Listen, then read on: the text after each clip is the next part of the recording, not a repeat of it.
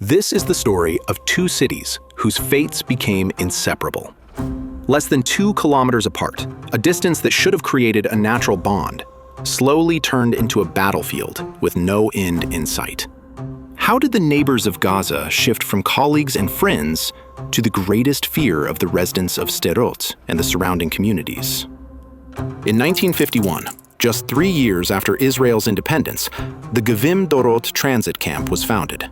It would later become Sderot, only a few kilometers from Egyptian-controlled Gaza. Jewish immigrants from Morocco, Tunisia, Libya, and Iraq built a new town on a fragile security line, living beside neighbors who spoke the same language. For decades, the communities traded, farmed, and shared daily life. Israel's victory in the 1967 Six-Day War opened Gaza's gates and brought the populations even closer. The relationship had its best years in the 1970s and 80s, with commerce, agriculture, and daily visits linking the two places.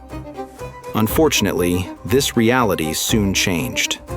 Behind the scenes, outside forces quietly moved in. The PLO, secular groups from Lebanon and Syria, and the radical Islamist movement, the Muslim Brotherhood. They built a hidden infrastructure of smuggling routes, weapons caches, and organized efforts aimed at turning Gaza against Israel. In 1987 came the turning point. The first Intifada erupted with stone-throwing, firebombs, and ambushes that shattered the fragile trust. The Jewish neighbors who once viewed Gazans as partners began to fear them. In 1993, Israel pursued peace and signed the Oslo Accords. The Palestinians were granted self-rule in Gaza with hopes that autonomy would bring stability. Instead, the new rule facilitated large-scale weapons smuggling from Egypt and accelerated military buildup. The ongoing violence eventually led Israel to construct a security fence between the once connected cities. By 2001, a new era of terror began. The first rocket was launched from Gaza into Sderot.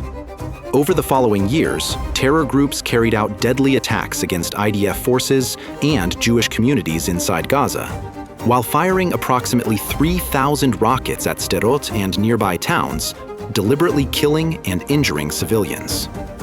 However, in 2005, Israel tried another path, a unilateral disengagement. All Jewish settlements in Gaza were evacuated, and the Strip handed to Palestinian control. Many Israelis believed Gaza would take that chance to build a normal life.